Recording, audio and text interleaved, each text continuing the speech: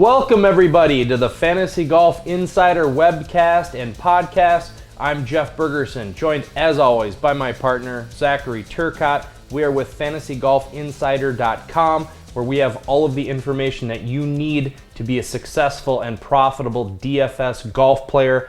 This broadcast is available as a podcast on iTunes, on Stitcher. If you do us a favor, give us a good review on there. It helps us a lot, 5 stars preferably.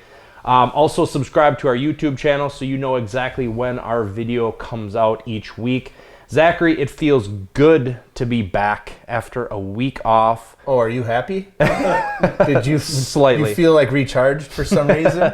Why don't you just get into it right away? We'll just get it out there. What happened to you that was special? It was a fun little Sunday night, I will say that. So did well in some NFL contests last weekend.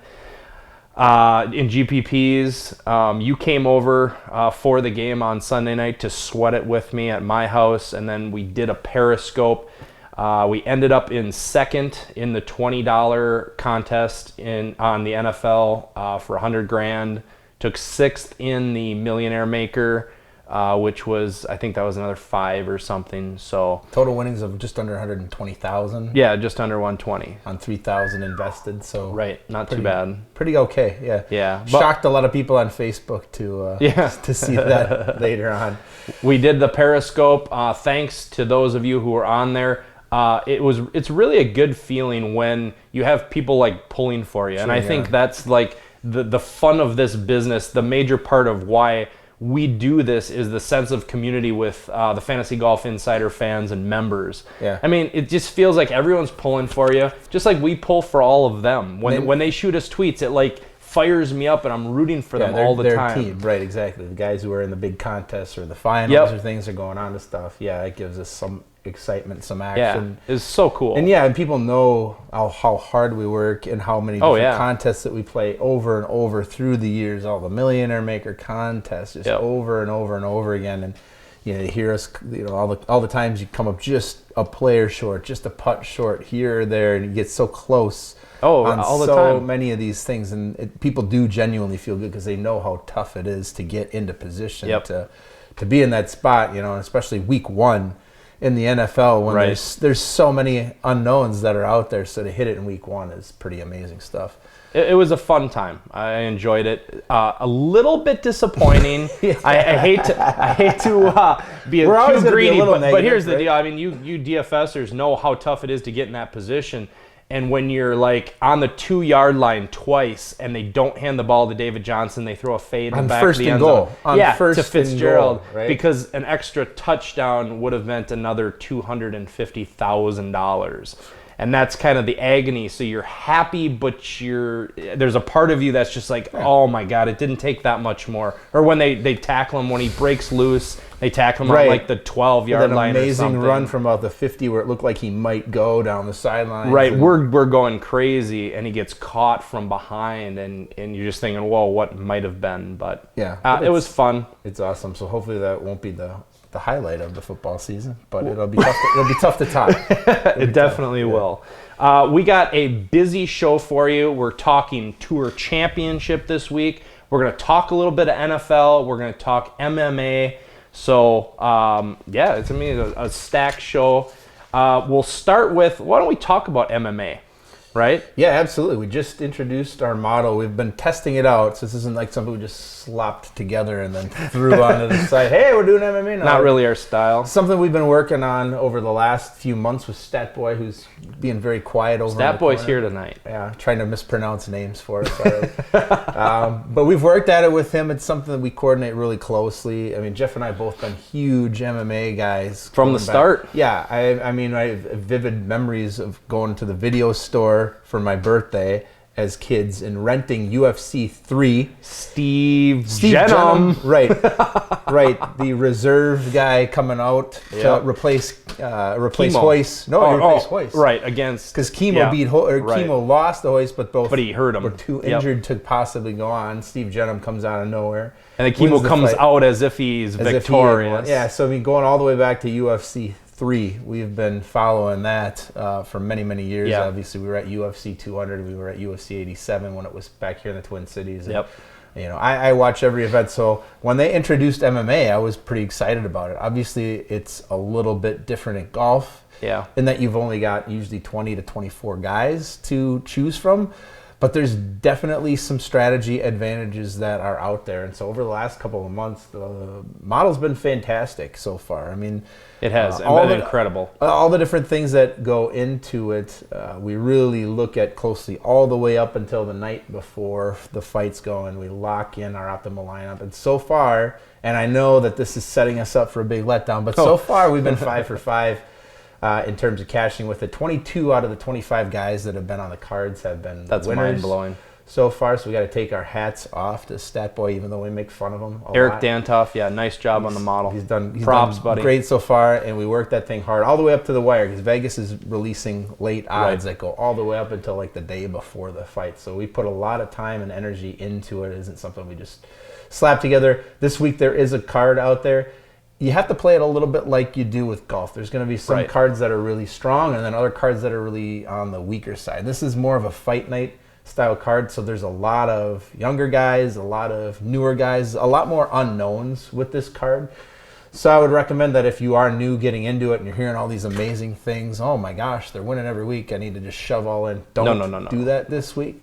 Start small, maybe $25, $50, somewhere along those lines, depending on what your bankroll looks like. I wouldn't get real big into an event like this because there's only really 2 or 3 guys on there that I feel really strongly about, and then you're looking at the underdogs, trying to pick through a lot of first timers or guys who maybe the data isn't as strong. So there's just sample size is really small, and it gets tough because you have to find somebody down there who is an underdog who's going to have a good chance. So I would say this week go a little bit light, but the great thing with MMA now is, unlike when we were kids and you'd have a handful of events every year, now the UFC has got an event every single weekend pretty much. I think we're in the midst of a 7 or 8 week stretch where there's one every single weekend. So we're going to roll that out. That is going to be free for the rest of the year. Free to all Fantasy Golf Insider premium members. We're going to do that through the fall as more or less a thank you for your loyalty.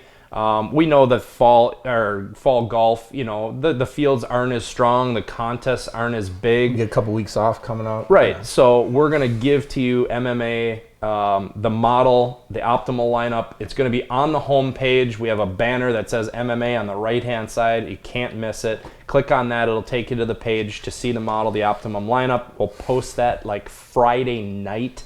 Usually, like Zach said, after all of the information is out. So go ahead and lock in your contests early. You can lock in reserve it. Just put a dummy lineup in place and hold your positions. You don't want to be waiting until Saturday afternoon. Right. The contests do tend to start on the early side. I know a lot of you who are MMA fans that maybe don't watch every fight all the way through. Probably start the main card at 9 o'clock. Right, yeah. It starts early. A lot of these cards are going to start at 4 or 5 o'clock in the afternoon Central Time. So be sure to get your lineups in now, and then Saturday, early in the day, early afternoon, finalize them.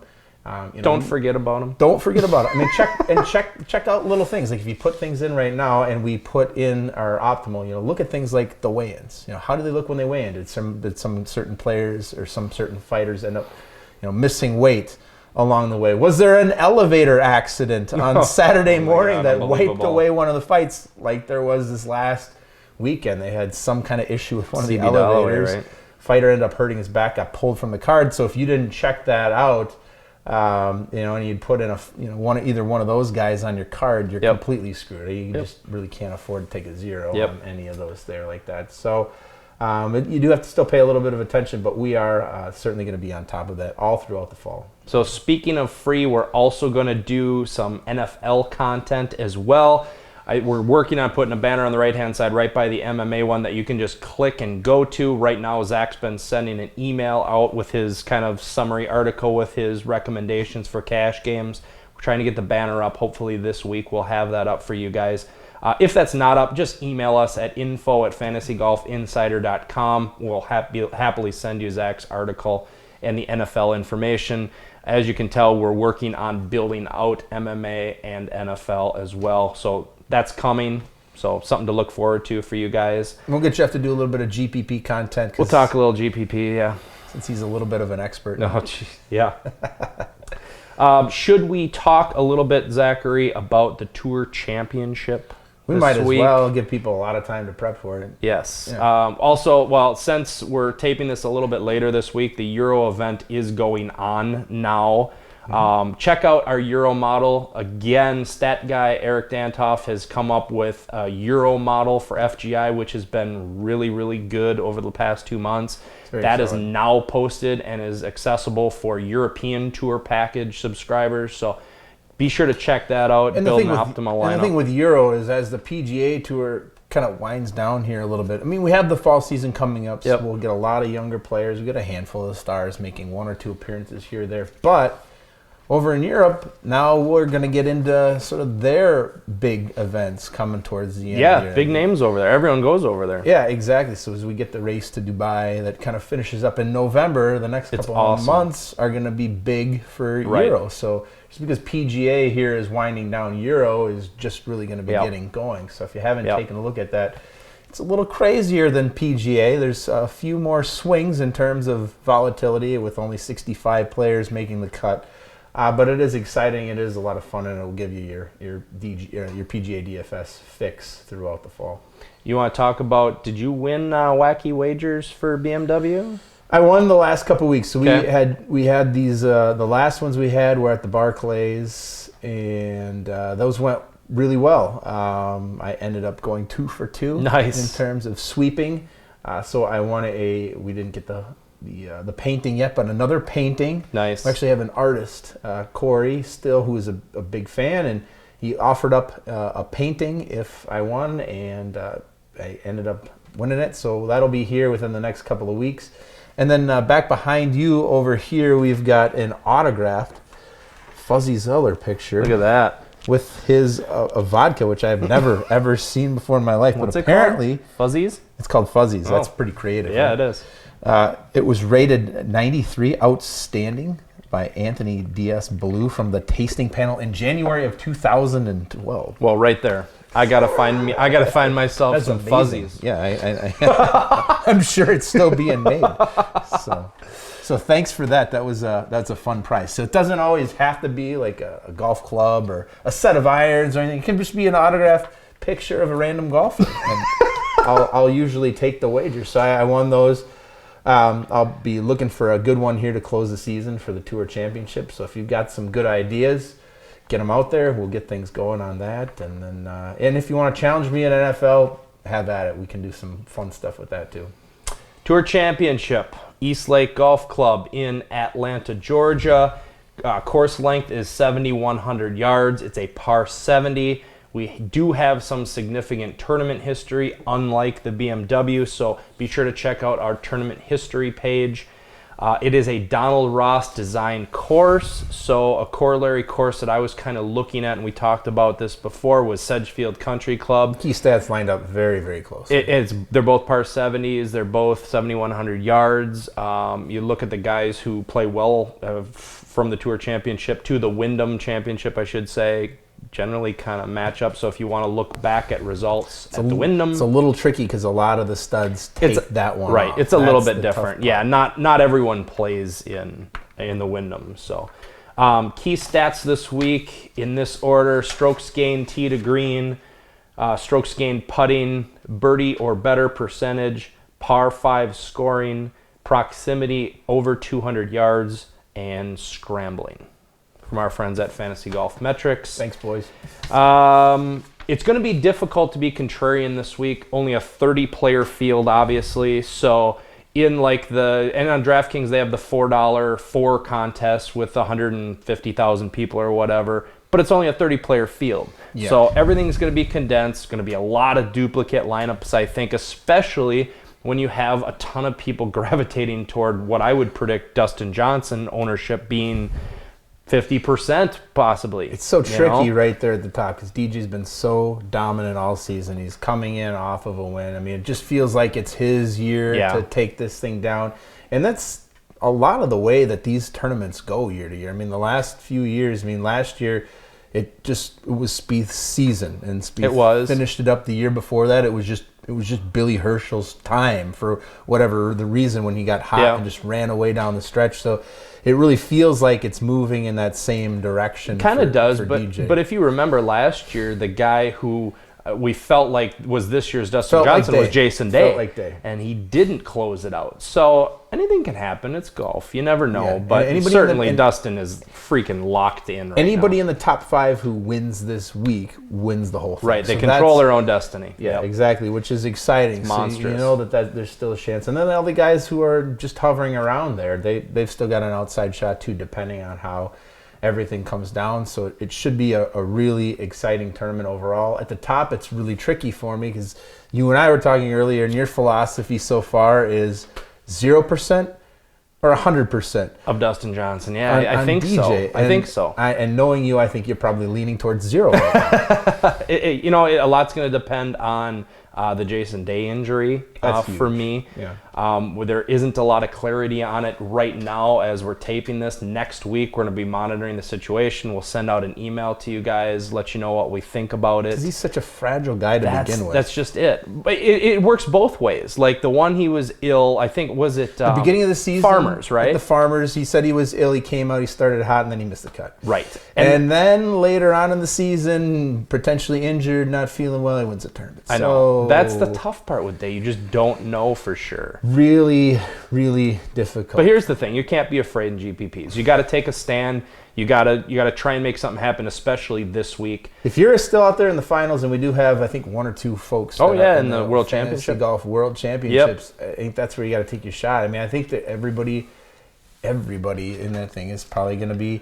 It's probably going to be on DJ this week. You kind of got to hold your breath and. Yeah, I think so. I think you have to just stay away because he's more than likely. I mean, if you look at it, the chances of him winning are okay. That's not likely that will happen though. So when you have say 60% of people who end up owning him in that contest, if he doesn't win and you're one of the people who doesn't own him, you've got a much clearer path to pay dirt. So, right. I think if you're in there and you do only have the 1 entry, because there are still some pros who do have 2, 3. I think one guy even has up to 5 entries in the final. So he's probably going to spread. So he's probably going to own a little bit of each of those top guys. You'd think. But of course, you never know when you look at some of the selections. Some of these idiots up at the top, it's insane. Let me just push all in on one guy in an eliminator style fashion. I'm going to take 1, 2, 3, 4, 5, and then get iced. So I mean that is possible too if guys really aren't thinking of taking the top prize down. But yeah, I mean I think overall if you're in a contest like that, you probably do just have to stay away from DJ. I haven't made up my mind. Obviously DJ was excellent to me last week. Yeah. He was my number 1 guy. I was in on him for about 60%. So we crushed it for GPPs. You were in on Castro too. I was in on Castro. I had about 15 to 20% Castro in there, which is great. I had a lot of Palmer. Casey. I had a lot of Palmer. Hell yeah. So you killed it. A lot of guys. So yeah, I mean for the most part, we actually did have one subscriber. I should have written down his name, but nice work. He took second place in the $3 for $5,500 this week. So that was sweet. That was pretty awesome. I knew people did well because I was more than 2 times winnings in terms of my entries for GPP. So it was a great week there. The Optimal that we had a DJ Optimal, which crushed everything. Yeah. Did really well, even if you had it in GPPs, did well. The other one that was generated just missed out cashing in a lot of the areas. If you played it heads up, if you played it in some of the other contests outside of the bigger ones, you may have cashed because it did reasonably well. Ryan Moore inexplicably just turned back into Ryan Moore again and fell apart. It was just lining up too good. He'd played really well, a couple top 10s. He'd taken 10th at this tournament before. Yeah. So naturally he fell right off a cliff, and unfortunately, the model picks up that kind of stuff. Right. He's playing well, and he's played well in the last time he was here. So unfortunately he kind of killed us a little bit, but overall it was a very profitable week. I was very happy with that. But as far as this week is concerned, I think I am right now leaning towards having a good amount of DJ, but I may not own. My thought on it might be somewhere in between 0 okay. So, because I think he's going to be very overweight for a lot of folks. But if he wins it, I don't want to be dead immediately. Right, if he wins it, yeah. So if I'm building 150 lineups in the $4 contest this week, I don't want to be dead right away because I didn't have the winner. Yeah. So I may still own a 20% right. or 25% instead of 50%. Okay. So that even if things don't quite go my way, I've still got a contingent of teams right. in the mix. Still maybe have 30 to 40 teams that are out there that can still be very competitive. Because I feel overall we still have a pretty good feel for the rest of the players in this event. But, in terms of who's going to win it, there's a handful of guys that can sneak up and do it. I mean, there's... Oh, sure. Spieth has been excellent here, and 2 out of 3 times. He won last year. He's been here. He's been second here before. And he hasn't been bad lately. He hasn't been bad. He just hasn't been TV time good over the last couple of months or so.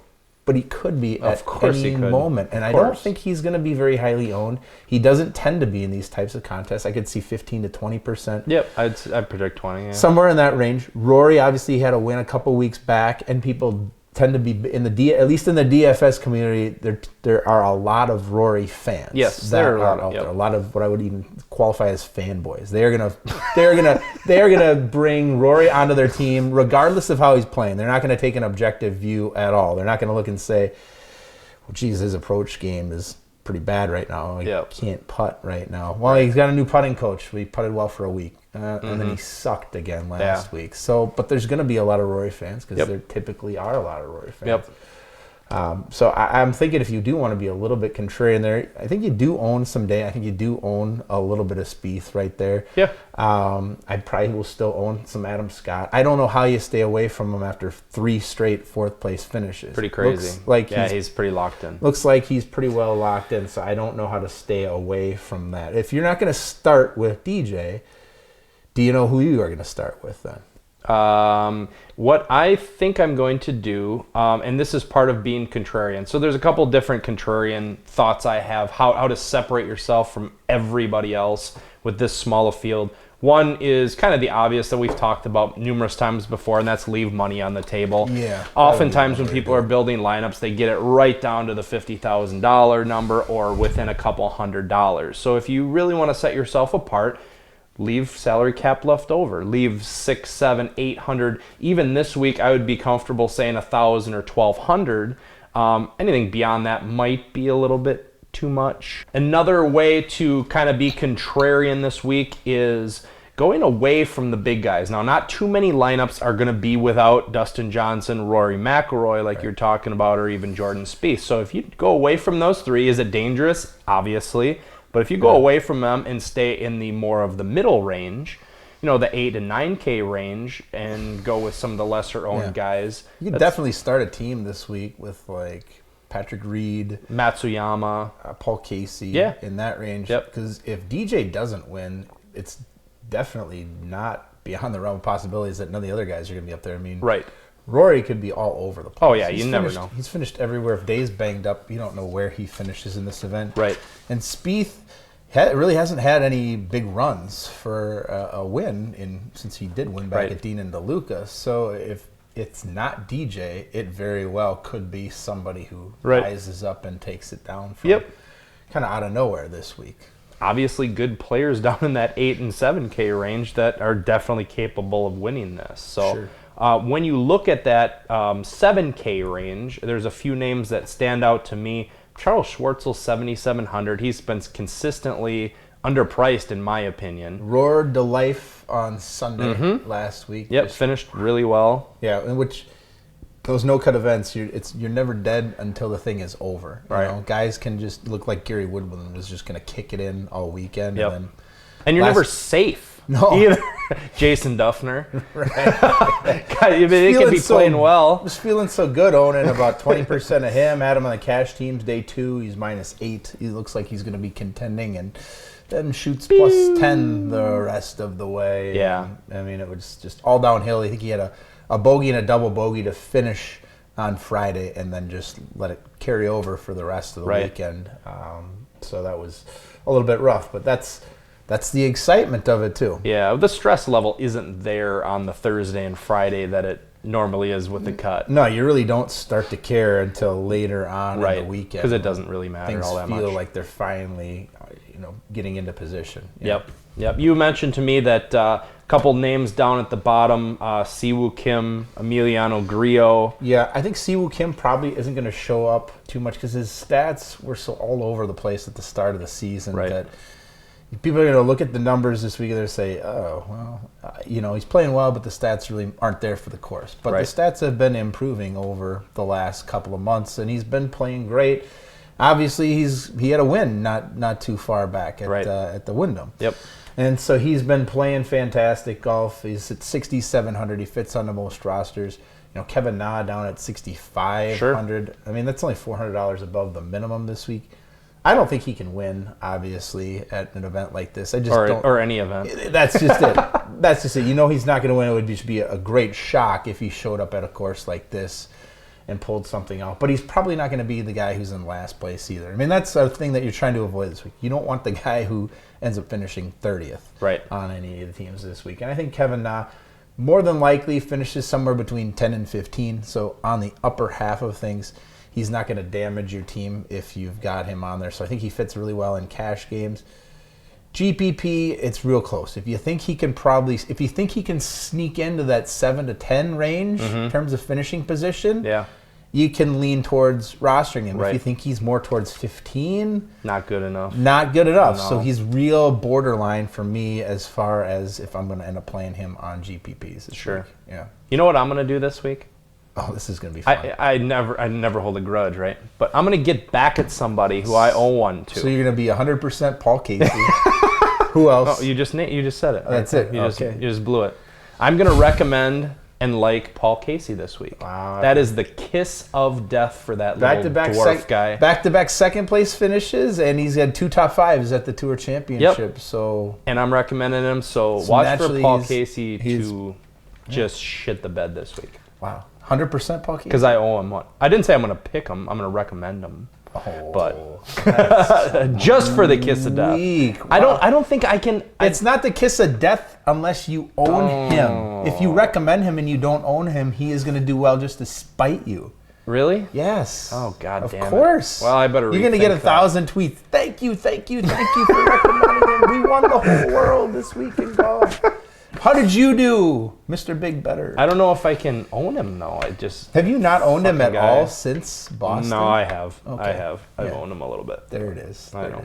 But a guy, we talk about Sedgefield Country Club, a guy who's had success there, Brandt Snedeker. Nobody's going to own him. No one's going to own him at 7,500, so I think that's a reasonable GPP chance on that one. Yeah, it's not bad. I think that's reasonable. And, I mean, if you kind of look along the same lines, you could even dive and grab like Phil at 8,100. Oh, right. It's about as low of a price as you're going to get Phil at. He won it, I think, back in 2009. He's had a couple other top 10 finishes here. His game's been erratic, so I don't think there's going to be a huge rush. But the statistics, I mean, if you just look at the numbers that he's put together, he should be a guy. I mean, if you're looking at tee to green game, it's been there. Putting's been there. Birdies are better, been there. Par 5 scoring, it's been there. So scrambling, obviously, Phil is an expert around the green, so all the numbers line up really well for Phil at 8,100. But he's right in that range. I think that gets ignored because you're going to see most people are going to take one top guy or 2 top guys for sure, and then they're going to dip down into the 7,000 range. Yep. Probably going to gravitate towards the middle guys there in the 7,000s. I think Daniel Berger will be very highly Berger, owned. I think people will come back to Castro a little bit given his last performance. JB Holmes shot up last week, and he played well here last year, so that range will be very highly owned. Yeah. So I think if you look into that 8,000 range, that might be the area. I like Knox at 8,000. Yeah, nobody's going to own him. No. He hasn't played here before. He has not. But it's a par 70 course. He's been playing pretty well. One of the par 5s is like 600 yards. Nobody's gonna be getting there in 2.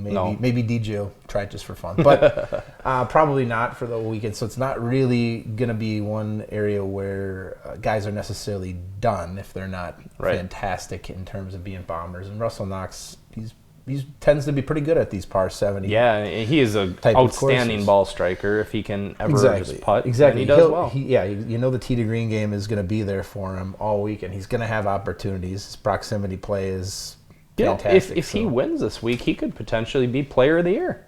Sure. Yeah. I mean it would be a long shot, but It'd be tough. So, I mean, if you look at the events he's won compared to DJ. What did Knox win? So he won the WGC. He won the WGC over in China. Right. Yep. I can't remember what other one he won. He won just like 6 weeks ago. Well, this is terrible. This is high quality television. This is terrible TV right here. I can't remember the one that he won. All I remember is him whipping his hat up after he made the. But he's had a very good season, is my point, and he should be in consideration for Player of the Year. Yeah, I don't think he will. It'd be real tough to beat. Yeah, especially if like DJ or it'd be real Day tough to wins beat it. DJ at this point. Yeah. So, but yeah, he's had a great season. He's not going to be that highly owned because he has no tournament history here, and he's in the range. He's in that twilight zone where I think a lot of people are going to overlook those players this week. So, could definitely be an interesting contrarian play right there. This has been the most disjointed show that I think we've had. Yeah, it's just we're kind of all over the place. Talking MMA, right? We're talking NFL. Football. Do your shot. Yeah, we missed a shot. Well, I know the shot of the week. What? Well, it's for you, sir. All right, you're the shot of the week. All right, you won $120,000 fucking dollars. You get to do the shot of the week for you. It's been crazy. I've been up to like 3 a.m. the last few nights, just working on stuff for the website. Just rolling around in your money. Yeah, right. Just swimming in it. Jesus. That's what some people have asked. What do you do with all that? Well, after I'm done paying taxes on it. So that's $60,000 of it. Right. Gone. Put some immediately. money in the kids' college funds. Put a little bit in retirement. You have to pay for that shit? There isn't a whole hell of a lot left over, to be honest with you, but no, I haven't been swimming, and I've been working on the site, putting out content, working on fucking everything. It's going to pay for our Vegas trip next year, right? Oh yeah, absolutely. We'll do that again. Yeah. So, if you have any questions for us, and thank you for all your emails, for the congratulatory emails that I've been getting this week. I try and respond to everyone and let you guys know that I really appreciate that. You can email us at info@fantasygolfinsider.com. On Twitter, we're @fantasygolfers. I send out an email every Wednesday night to our premium members with an update for injuries, withdrawals, weather, pretty much anything that we need to cover last minute.